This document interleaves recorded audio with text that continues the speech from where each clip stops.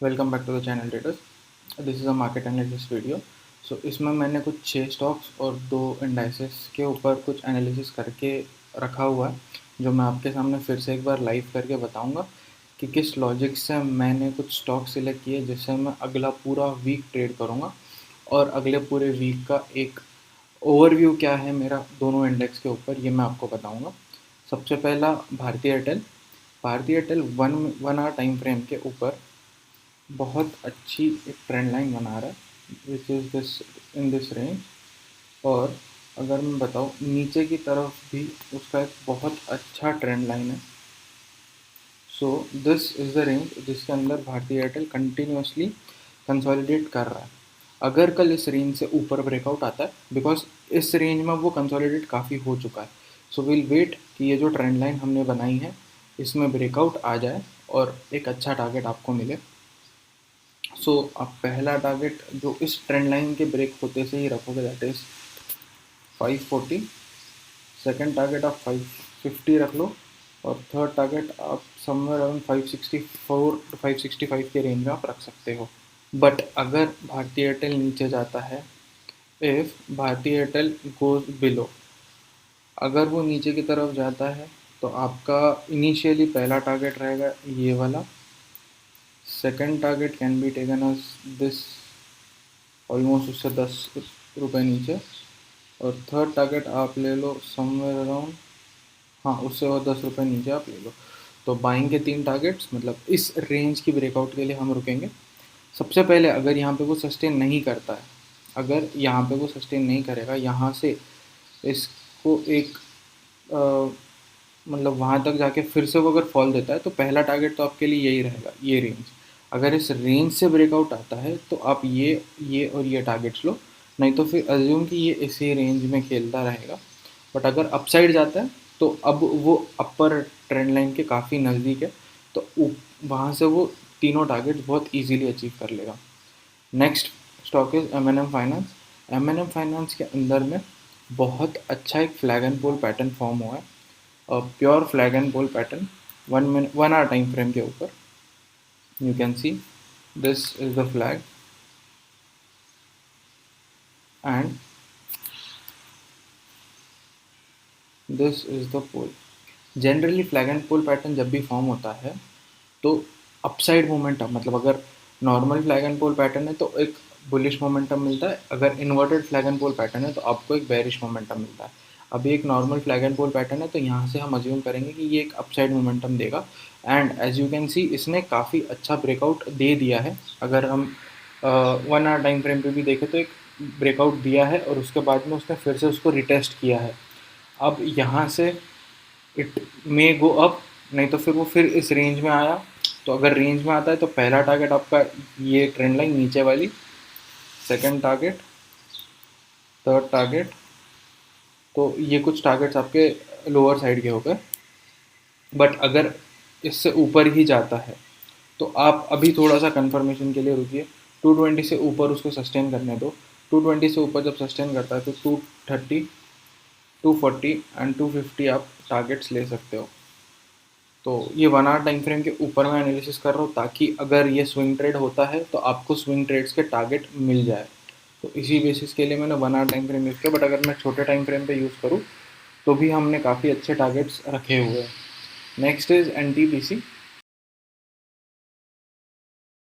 As you can see NTPC के अंदर एक बहुत अच्छा एक ट्रेंड लाइन है इस रेंज में।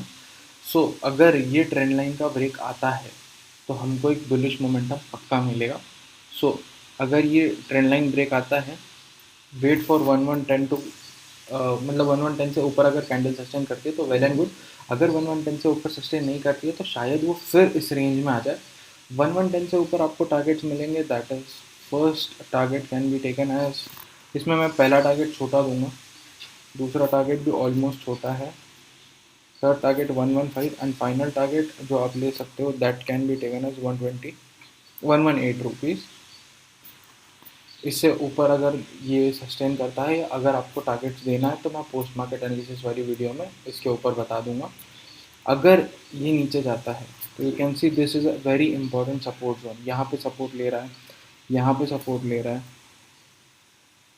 पहले उसने यहाँ पे लिया, फिर यहाँ पे सपोर्ट लेता है, फिर यहाँ सपोर्ट लिया, फिर फोर्थ टाइम, मैंने हमेशा बोला आपको फोर्थ टाइम वो ब्रेक डाउन ही मिलता है, फिर यहाँ पे 2 बार इसने रेजिस्टेंस का काम किया, फिर अब सपोर्ट का काम कर रहा है।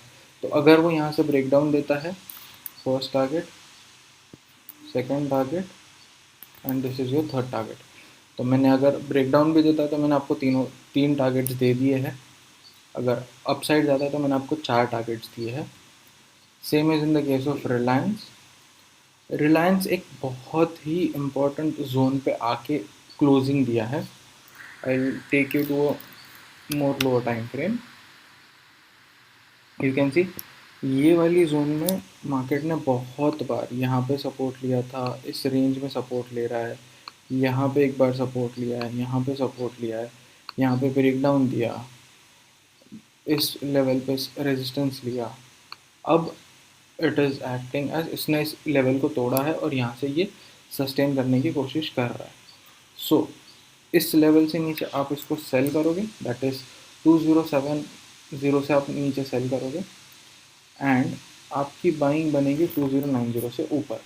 पहला टारगेट आपके लिए रहेगा 2105, सेकेंड टारगेट 2120, थर्ड टारगेट 2140।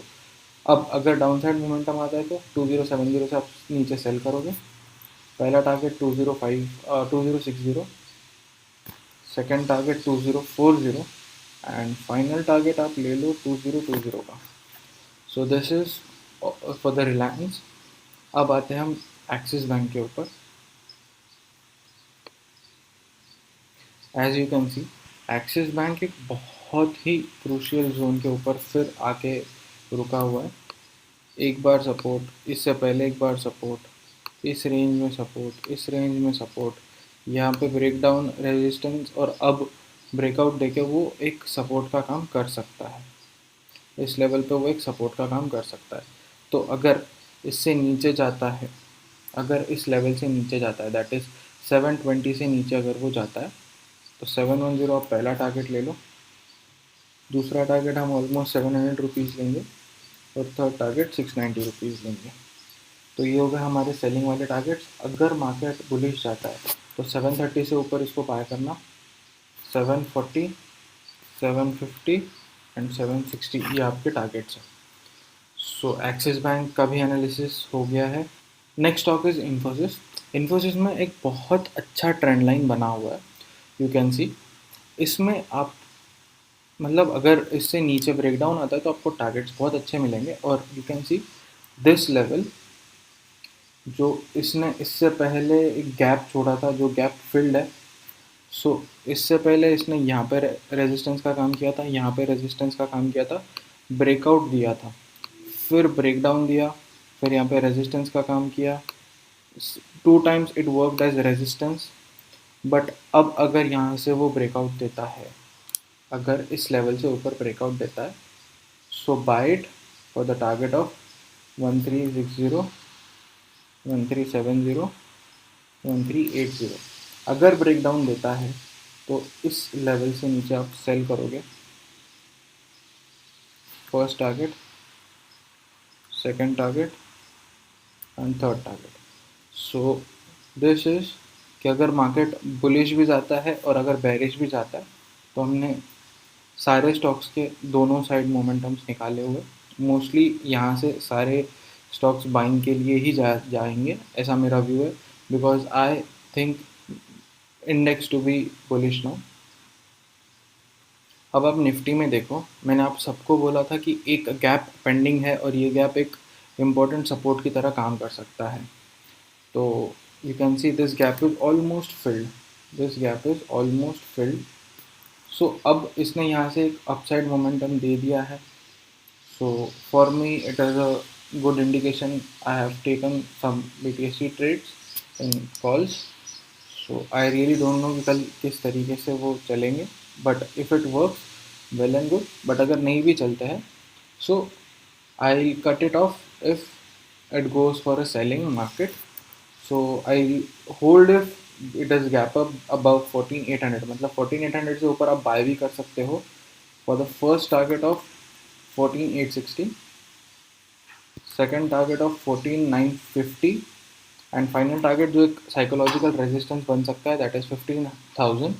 और अगर नीचे की तरफ मोमेंटम आता है तो 14,700 से नीचे that will be my stop loss, उससे नीचे मैं सेलिंग स्टार्ट कर दूंगा for the first target of 14,600 and again I will wait for this two target that is this gap filling.